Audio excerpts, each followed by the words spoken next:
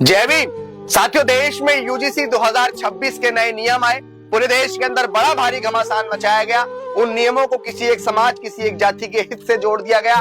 बताया गया कि ये एससी, एसटी, ओबीसी के हित के लिए है और वो सवर्ण बच्चों के ऊपर शोषण करेंगे। लेकिन साथियों, ऐसा कतई नहीं था। वो महिलाओं के हित के लिए भी था, वो पीडब्ल्यूडी के हित के लिए भी था, वो फिजिकली मेंटली हैंडीकैप है उनके हित के लिए भी था।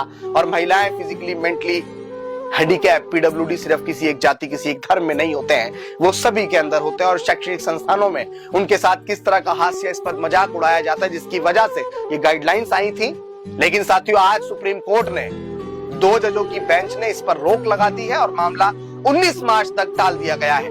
लेकिन साथियों, मैं आपको लेकर चलता हूं यूपी की 69,000 शिक्षक भर्ती के मामले पर, जहां पर दलित पिछड़े बच्चों के आरक्षण के साथ लूट की गई। बच्चों ने धरना दिया, इको गार्डन के अंदर कड़कड़ाती ठंड में पूरी पूरी रात बच्चे बैठे रहे। मामला सुप्रीम कोर्ट पहुंच गया, लेकिन आज तक जजों ने तारीख पे तारीख दी है, लेकिन उस पर कोई सुनवाई नहीं की गई। क्यों? क्या हमारे अधिकार किसी को अधिकार नजर नहीं आते हैं? क्या हम लोग इस देश का हिस्सा नहीं है?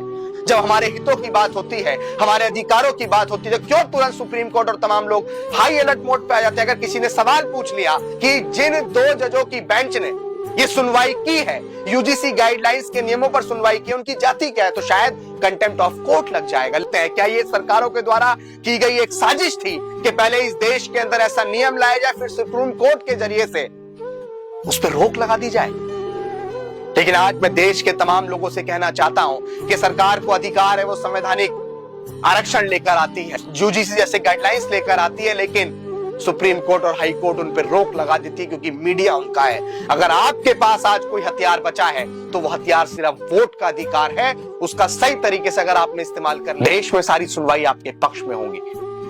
19 मार्च तक फैसला टाल दिया गया है, लेकिन अब हम भी शांत नहीं बैठेंगे।